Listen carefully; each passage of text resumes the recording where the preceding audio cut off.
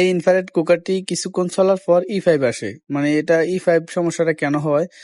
এটা হলো ভীষণ কোম্পানির একটা ইনফ্রারেড কুকার। মানে এটা যদি আমরা লাইন দিয়ে দেখুন, লাইন দেওয়ার পর এটা কিন্তু চালু হয়। এই পাওয়ার বাটন ফাংশন দেখুন 1600 পাওয়ারে চালু হচ্ছে।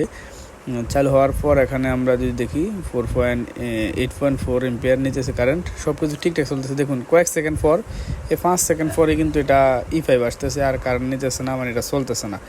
আসলে এই সমস্যাটা কেন হয় এবং এই সমস্যা হলে কীভাবে সমাধান করবেন সব কিছুই শেয়ার করবো আজকের এই ভিডিওতে। আর আপনারা যারা এই ধরনের কাজগুলো শিখতে চান, যে কোনো ধরনের ফ্যান, মোটর থেকে শুরু করে একেবারে টেবিল ফ্যান থেকে শুরু করে একেবারে মাঠপাম্প, সাবমার্সিবল, 3 পিস সহ ইজিবেকের মোটর, চার্জার, কন্ট্রোলার, ব্যাটারি বা ডিজিটাল স্কেল বা ঘরে ব্যবহৃত যেই ব্লেন্ডার আইটেমগুলো আছে বা কিচেনের যে micro oven, electric oven, induction, inverter, যত ধরনের কুকার আছে বা পাওয়ার টুলস অথবা ফ্রিজ এসি অথবা সব ধরনের সার্কিট, যত ধরনের সার্কিট আছে, সার্কিট রিপেয়ার কোর্স চাইলে সরাসরি আমাদের কাছে এসে শিখতে পারেন অথবা আমাদের ইউটিউবের ভিডিওগুলো দেখে দেখেও শিখতে পারেন।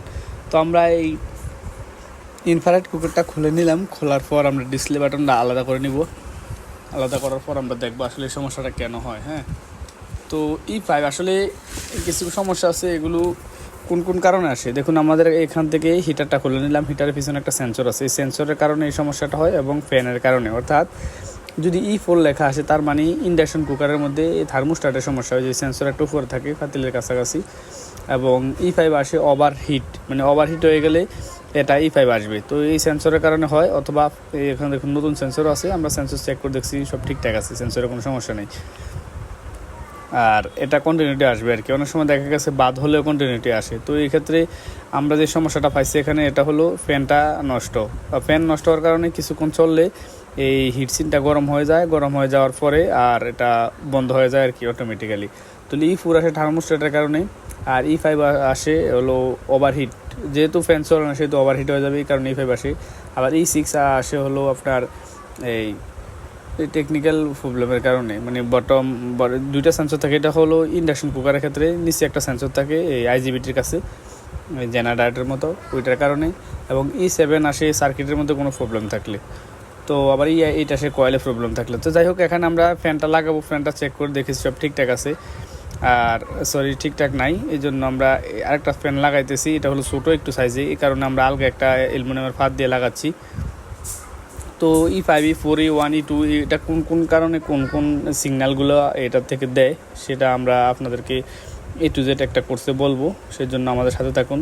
আর তো এখানে আমরা ফ্যানটা লাগানোর পর চেক করে দেখবো সব ঠিকঠাক আছে কিনা। যেহেতু ফ্যানের সাইজটা একটু ছোটো সেহেতু এটা ডিল দিয়ে ছিদ্র করে এখানে লাগাতে হচ্ছে আলাদা করে আর কি। তো এই ধরনের যত রকমের মেশিন টেশিন আছে সব কিছু আমরা রিপেয়ার করি, চাইলে আমাদের সাথে থাকুন এই কাজগুলো শিখতে চাইলে। আর এখানে ফ্যানের লাইনটা একটু ছোটো হয়ে গেছে, এই জন্য আমরা আলাদা করে তার লম্বা করে নিয়েছি কেবলগুলো। আর ডিসপ্লের লাইনটা এখন আমরা দিয়ে দিব, বাটন এবং ডিসপ্লের লাইন দেওয়ার পর আমরা এখন চালু করে দেখবো সব ঠিকঠাক আছে কিনা। আমি আবারও বলছি, E5, E1, E2, E3, E4, E5, E6, 7, 8 এটি কেন আসে, এগুলো এই সমস্যাগুলো কেন হয় সব কিছু আমরা এই প্লে লিস্টের মধ্যে পাবেন। আমরা সব কিছু শেয়ার করবো A to Z। তো ততক্ষণ পর্যন্ত আমাদের সাথে থাকতে হবে ইনশাল্লাহ। আমরা এই ধরনের কাজের কোনো কাজই বাদ দেবো না, আপনাদেরকে A to Z শিখিয়ে ছাড়বো ইনশাল্লাহ। তো E5 আসে, আমি আবারও বলছি, E5 আসে ওভারলোডের ক্ষেত্রে, যেহেতু ফ্যান চলে না সেই ক্ষেত্রে ওভারহিটের কারণে। ফ্যান না চললে সমস্যাটা আসবে।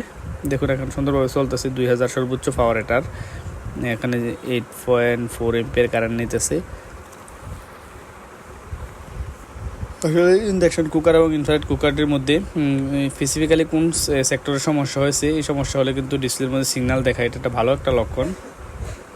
E1, E2, E3, E4, E5 এভাবে দেখায়। যে কয়েলের সমস্যা হলে আপনার E8 এবং এই সিস্টেমের সমস্যা হলে, মানে ICTCর মধ্যে সমস্যা হলে E7, এবারে বটম আইসির মধ্যে হলে যে E6 এভাবে দেখাবে। আর বিস্তারিত জানতে আমাদের ইউটিউব চ্যানেলটি ভিজিট করুন। Thank you for watching this video.